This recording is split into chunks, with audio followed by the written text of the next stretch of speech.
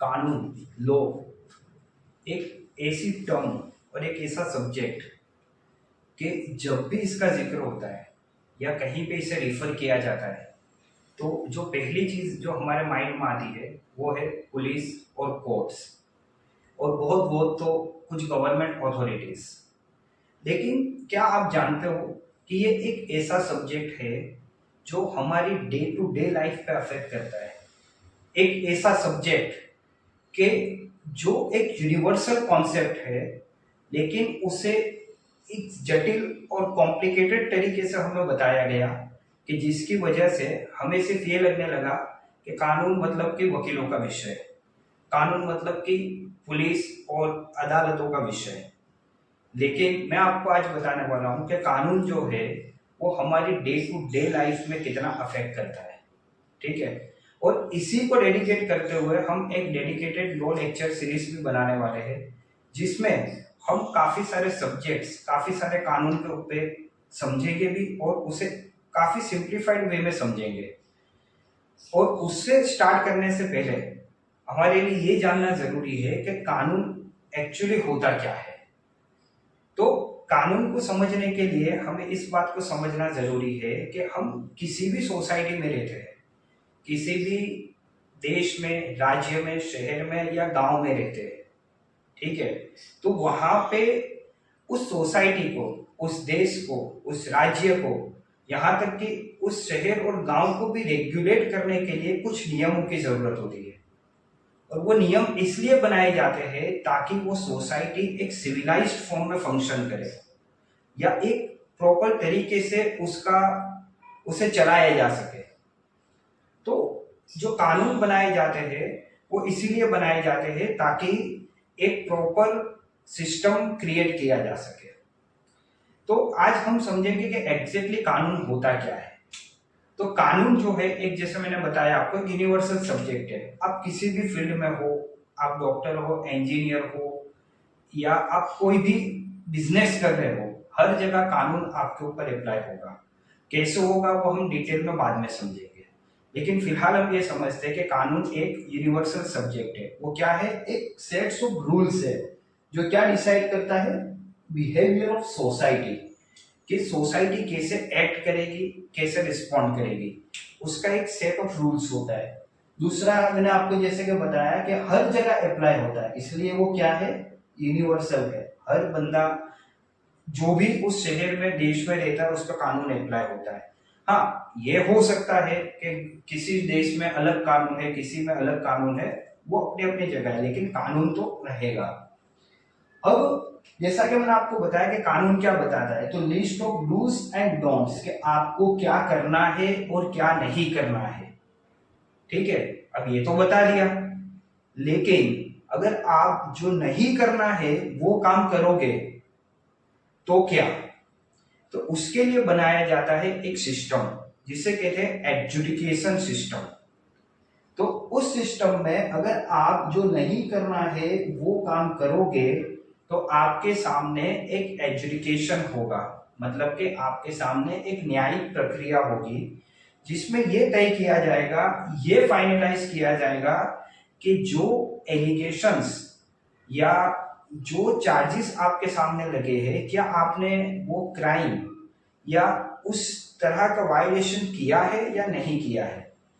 मान के चलिए कि आपको कहा गया है कि भाई आप जब कोई व्हीकल चला रहे हो तो आपको ट्रैफिक रूल्स फॉलो करने हैं। ठीक है, लेकिन आपने रेड सिग्नल देखा, लेकिन उसके बावजूद आप रुके नहीं और वहां से निकल गए। तो अब ये आपके निकल जाने से, या जिसे हम आम भाषा में कहते हैं कि सिग्नल तोड़ के निकल जाने से, वहां पे एक्सीडेंट भी हो सकता था।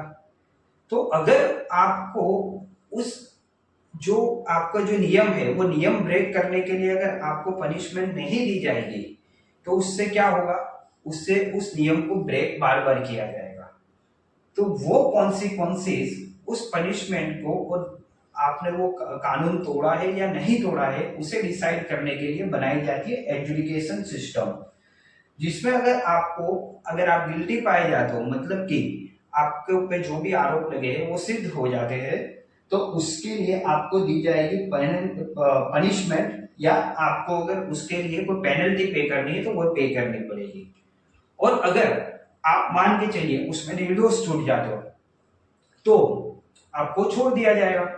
तो इसी तरह से ये पूरा एक सिस्टम है, और हमने ये समझा कि कानून होता क्या है। तो कानून है set of rules and regulations, एक यूनिवर्सल कॉन्सेप्ट है, हर बंदे पे हर जगह पे अप्लाई होता है, और उसमें ये बताया जाता है आपको क्या करना है क्या नहीं करना है, और जो नहीं करना है वो आप करोगे तो आपको उसके लिए एक मैकेनिज्म के तहत, एक मशीनरी के तहत पनिशमेंट दी जाएगी।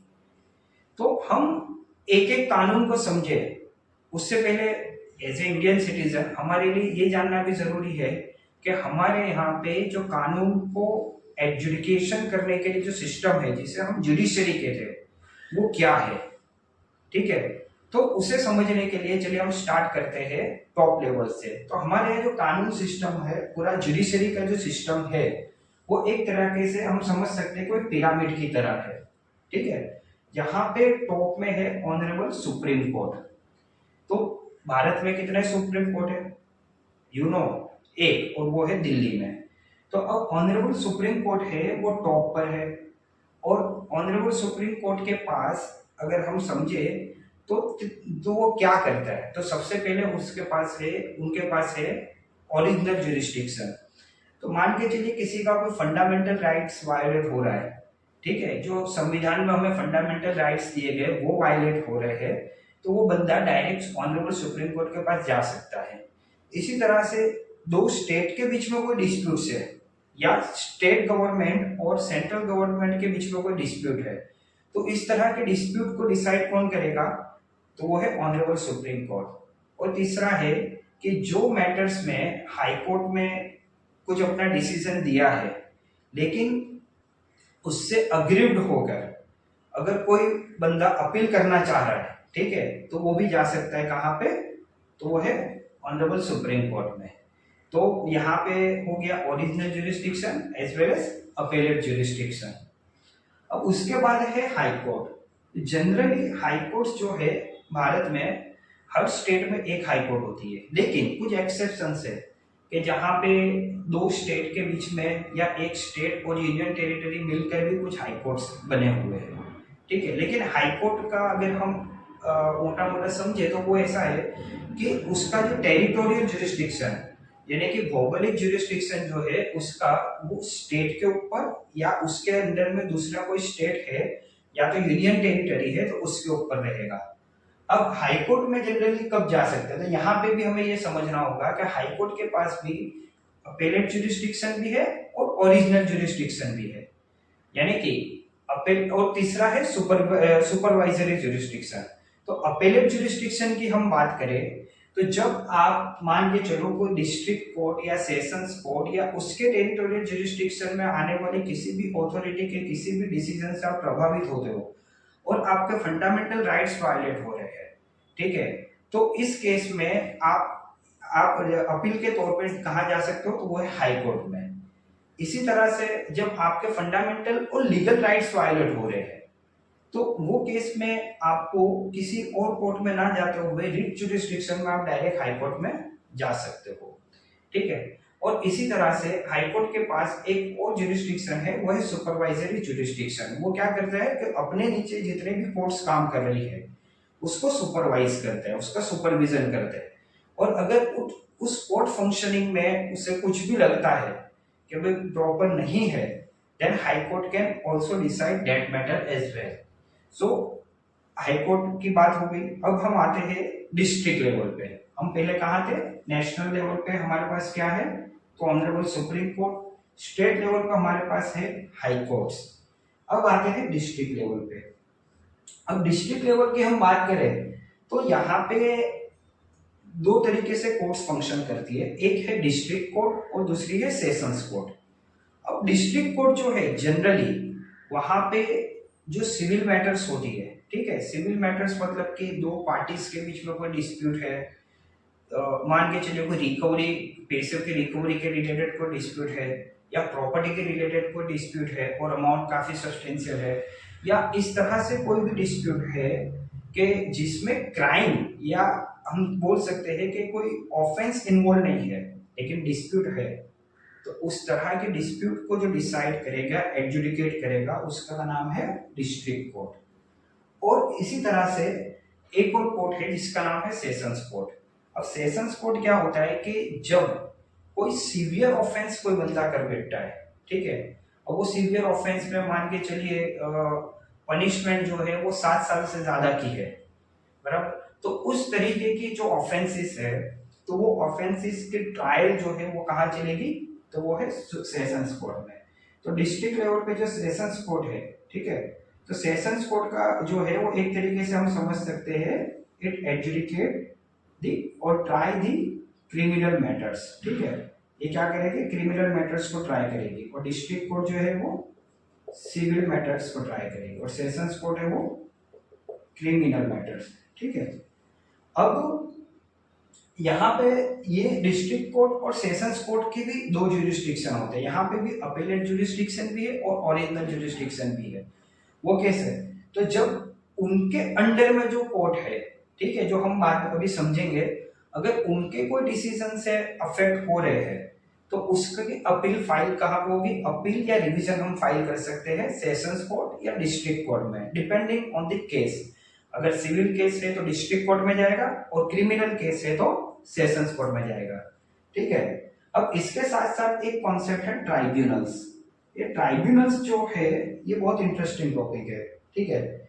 यहाँ पे क्या होता है कि कोई पर्टिकुलर कानून बना है, जैसे कि इनकम टैक्स एक्ट है, या कंपनीज एक्ट है, या इंसॉल्वेंसी एंड बैंक्रप्सी कोड जिसे हम आईबीसी कहते हैं वो है, या रियल एस्टेट के रिलेटेड कोई इश्यू है, तो इस तरह के जो स्पेशलाइज्ड कानून है, ठीक है, तो उसके रिलेटेड मैटर्स जो होती है वो आम सिविल कोर्ट या डिस्ट्रिक्ट कोर्ट में नहीं चलती, बल्कि उसके लिए अलग से जो कोर्ट बनाई गई है उसे कहते हैं ट्राइब्यूनल्स। ट्राइब्यूनल्स अगर हम आमतौर पे समझे तो वो भी एक तरह की कोर्ट्स ही होती है, लेकिन वहां पे स्पेशलाइज्ड केसेस चलते हैं। क्या चलते हैं, स्पेशलाइज्ड केसेस। जैसे कि मैं आपको बताऊं तो हमारे यहाँ काफी सारे ट्राइब्यूनल्स हैं, लेकिन हम उसे समझते हैं, जैसे एक है ITAT, income tax appellate tribunal, NCLT, national company law tribunal, इसी तरह से रियल एस्टेट अपीलेट ट्राइब्यूनल, ठीक है, और होती है DRT, डेट रिकवरी ट्राइब्यूनल वगैरह वगैरह, ठीक है, एक्सेट्रा। तो ये सारी जो ट्राइब्यूनल्स है उसका काम क्या है, जो केसेस कोई पर्टिकुलर एक्ट के अंदर है या स्पेशलाइज्ड केसेस है तो उनको डिसाइड करने के लिए स्पेशलाइज्ड जो कोर्ट्स बनाई जाती है उसे कहते हैं ट्राइब्यूनल्स। अब इसके साथ साथ यही पिरामिड में यही लेवल पर आती है सिटी सिविल कोर्ट्स। अब कई बार क्या होता है कि कुछ स्टेट्स में कुछ मेट्रो सिटीज होती है जिसमें काफी सारी पॉपुलेशन रहती है, तो जनरली उस मेट्रोपॉलिटन सिटीज के अंदर by considering the administration of justice, ठीक है, मेट्रोपॉलिटन सिटीज के अंदर by considering the administration of justice एक सिटी सिविल कोर्ट भी बनाई जाती है, ठीक है।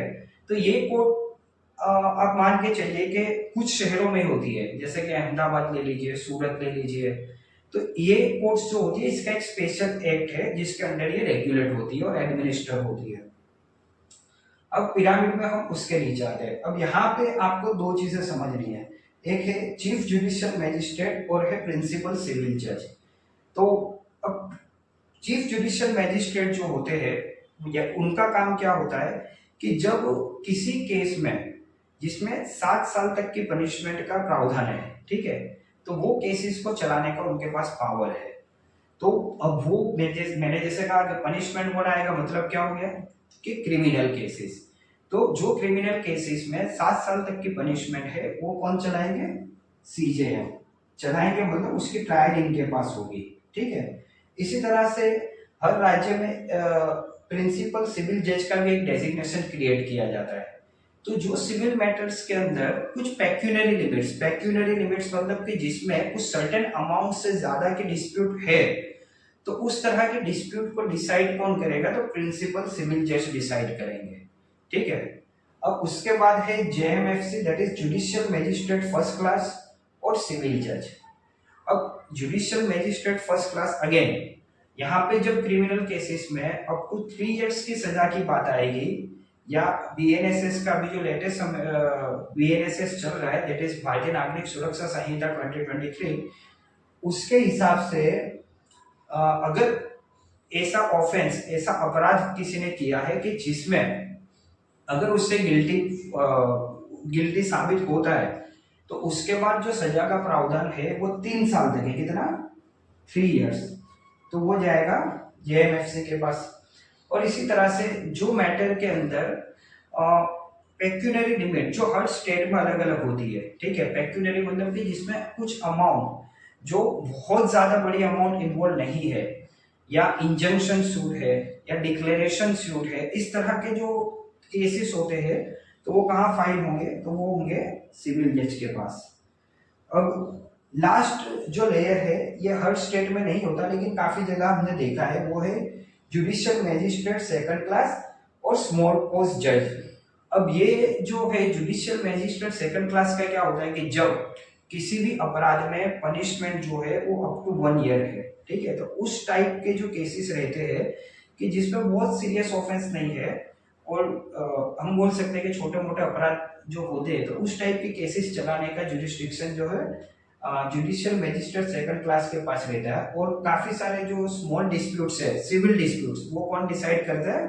तो वो डिसाइड करता है स्मॉल पोस्ट जज। स्मॉल पोस्ट कोर्ट्स होती है, उसमें जो जज साहब बैठते हैं वो डिसाइड करते हैं। ये हमने जो समझा, ये इसका मेन जुडिशियल स्ट्रक्चर है। अब नेक्स्ट जो है वो है क्वासी जुडिशियल बॉडीज। अब ये क्वासी जुडिशियल बॉडीज क्या होती है कि ये एक्चुअली कोर्ट्स नहीं होती, लेकिन इनका काम कोर्ट जैसा होता है, ठीक है। तो जैसे कि हमारे यहाँ पे जो डिस्ट्रिक्ट मैजिस्ट्रेट साहब है, ठीक है, जो कि डिस्ट्रिक्ट मैजिस्ट्रेट और कलेक्टर दोनों होते हैं, ठीक है, कलेक्टर और डिस्ट्रिक्ट मैजिस्ट्रेट साहब। इसी तरह से एसडीएम साहब है, या इस तरह की जो अथॉरिटीज होती है वो एडमिनिस्ट्रेटिव और जुडिशियल दोनों ही फंक्शन करते हैं। अच्छा, लेट मी क्लेरिफाई, इवन जो ये ट्राइब्यूनल्स है ना, ये भी एक तरह से क्वासी जुडिशियल बॉडी ही है, लेकिन इनका जो मेन काम है, जो कोर फंक्शन है, वो जुडिशियल रहता है, इसलिए मैंने इसे यहाँ पे रखा। Otherwise it is also quasi judicial body. अब क्वासी जुडिशियल बॉडी या क्वासी जुडिशियल कोर्ट उसे कहते हैं कि जो कोर्ट जैसी है लेकिन स्पेशलाइज्ड काम करने के लिए है, लेकिन वो एक्चुअल कोर्ट भी नहीं है, ठीक है, लेकिन उसका काम जो है, उसके पास काफी सारे जुडिशियल पावर भी दिए गए हैं, इसलिए इसे क्वासी जुडिशियल बॉडी कहते हैं।